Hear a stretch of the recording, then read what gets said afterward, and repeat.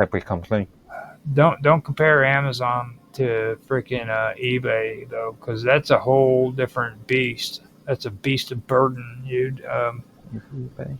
They're pretty much close to being the Antichrist. You know, when you're talking about stuff, I remember they used to call Sony the Antichrist, but now I think freaking Amazon's taken their place. Um, Care it's to elaborate? Well, when it comes to Amazon, and you want to talk about monopolies, that company has freaking monopolies. Like, not only are they selling products on their platform, but they're actually buying up the products before they're being sold, and they're sending them to warehouses so that if somebody wants to buy them, they can freaking buy them, and they already have it in possession.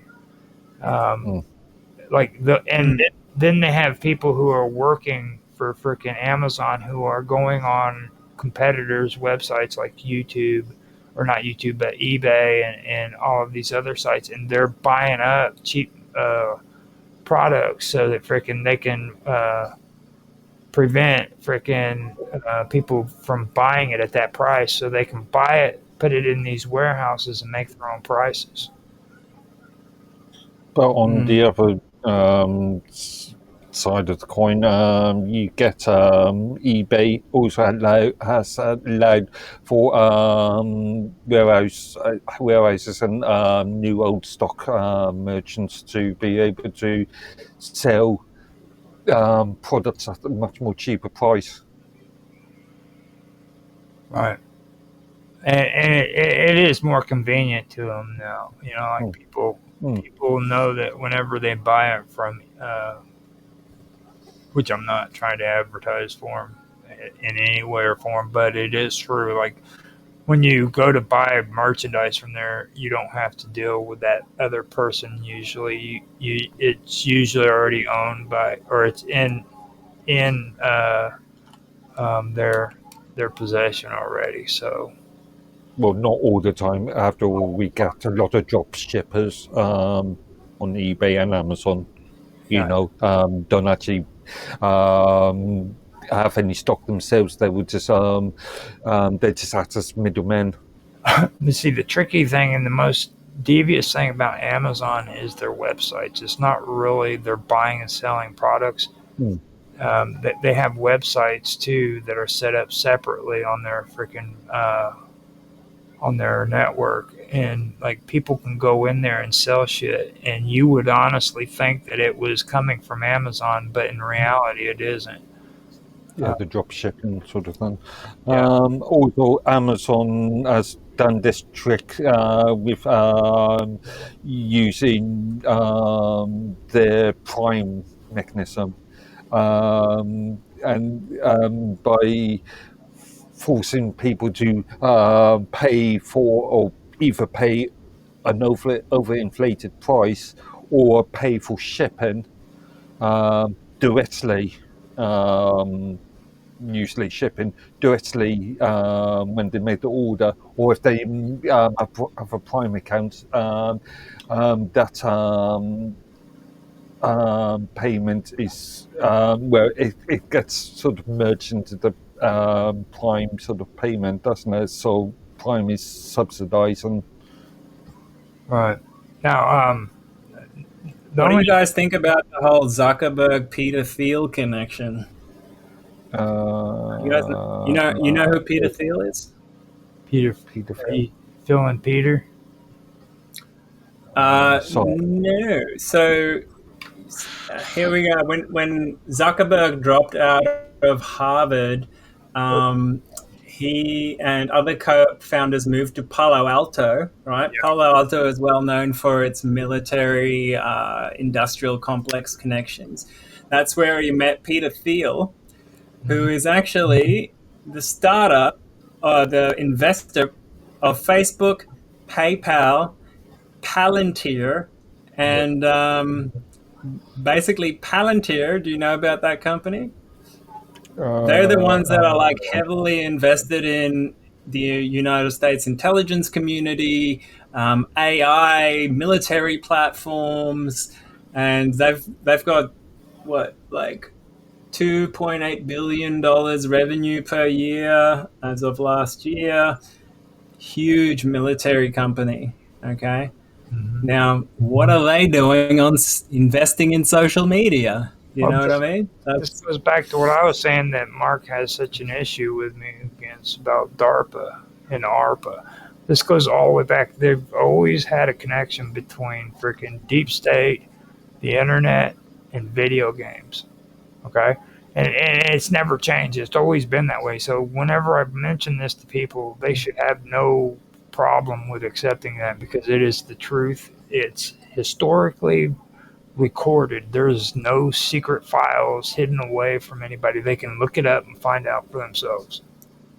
It says here, a document leaked to TechCrunch revealed that Palantir's clients as of 2013 included at least 12 groups within the US government, including the CIA, DHS, NSA, FBI, CDC, Marine Corps, Air Force, Special Military Operations Command, United States Military Academy, etc., etc. So, they're definitely getting back end. Like, this is how Mark Zuckerberg got rich, is what I'm saying.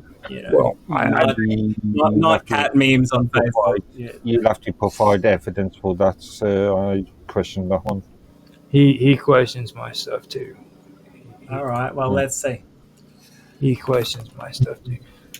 Now, with your question on how you think Zuckerberg got powerful, I believe that happened whenever he sold out his original crew to freaking go with what's his face, a dude that started Napster. I think that landed him a whole shitloads of money before they closed Napster down, and that's where he ended up. Things started taking a change for him. You know what I mean? Mm-hmm. But to me, I think that's where everything actually started changing for him. Because before that, all he was a dope fiend college student that was like getting drunk with his buddy. Yeah, but we're also talking about the very early days of the social media industry, and he was also the right person at the right time, sort of thing. Yeah. Well, Jobs was there still. He was still taking care of business and on top of stuff. Yeah, but he was Steve Jobs didn't do anything within social.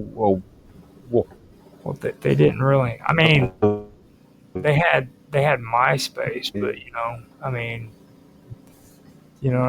Freaking MySpace actually. Okay, yeah, MySpace was a big. MySpace is a good example of what I think is weird about today. Okay, like when you talk about monopolies. Okay, if today was the same way it was back when freaking MySpace fell, then we wouldn't have all this censorship going on. Okay, because that's why ended up freaking making MySpace go out of business. He tried to pull the same shit Facebook and YouTube are doing right now, and they closed him down. If you remember correctly. Okay. He wanted to be internet police. Yeah. And the moment he started doing that, that's when people started backing away and said, "Look, we don't want nothing to do with you." The other argument on this is that these companies are only, one of the major reasons that they. Oh man, that thing's messed up. If the consumers. Your mic is messing up on you. You're getting too excited, Mark. You need to take a step back, take a breath, relax. All right. Here it says. The public availability of Facebook's targeting tools means intelligence agencies need no court orders to leverage them.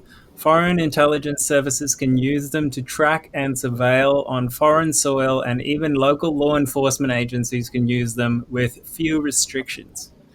I actually have some personal experience in that, where some of our parties got shut down by local police before they even happened, just because people advertised on Facebook.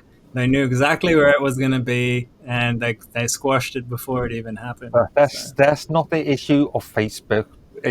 That's not the issue of Meta or Mark Zuckerberg. That's an issue with you advertising, with the consumer putting on information on to social No, media. Mark. No. It is also because, in the back end, he's giving access to these agencies for profit into people's private data.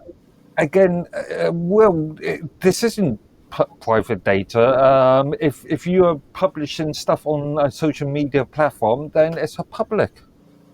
Then you're providing. Well, it's a not lot of necessarily public. For example, if you have a private group on lot of Facebook, responsibility not is everyone's down meant to to be able to view that. user. A lot of the responsibility is down to this user, down to the consumer. These days, we're seeing people willing to share whatever information they want on social media platforms. Julian Assange disagrees with you. He says Facebook is a spy machine for U.S. intelligence. Because people will go and create an account and will publish whatever they want, and all their personal information on. How many times have you been on Facebook and seen family talk about their personal problems and pictures of the kids and? Well, see, I bought into going on the Facebook too and saying that you needed Facebook to be in touch with your family and shit. I bought into that for a while, and then finally, I can't remember how long, maybe 2-3 years ago, I finally said, I'm sick of it, freaking, because you start becoming aware of all this stuff, and you have to make a decision. You can either condone this shit and keep on playing the game, or you can walk away from it, And it's like I said too with YouTube. Okay, I mean, yeah, it is suicide for anybody who's a content creator to just bail out on YouTube if they've built some followers and stuff up on there, but eventually, whenever freaking Rumble and all the other platforms I'm on, like Kick and all that, whenever they start kicking off and they're on their own, I'm walking away from YouTube with a smile on my face, dude. It's not happening because I'm not. Well, this is where I actually agree with you guys. I think people do need to take personal responsibility for what content they get, what platforms they support, for sure. But on the other hand, when we have malicious actors on the internet, there needs to be, first of all, public understanding about it. Second of all, we need to demand some kind of regulation of it, because if it just continues the way it's going, these companies are all investing in, military grade AI, and there are regulations for that. I don't know if you guys remember this. It's called contractual law. People create accounts. They've got to agree to terms of service agreements. Quite a few of these terms of service agreements, contractual agreements. No one reads that shit, all right? You sit down, relax. That's their Kathy Tentor. That's. He's going to. My point is, people didn't sign up for this kind of stuff. Look on the screen. Facebook conducts emotion studies, and it breached ethical guidelines. All right, so they hook you in with these certain things, then they keep changing the terms over time, and all of a sudden you're getting censored for things that you weren't getting censored for before. All right. So what I'm saying is, there's insidious actors out there, and I do agree with you. We need to collectively say no to it, but at the same time, they've breached people's trust. They've acted on their own accord, as an international unregulated agent, and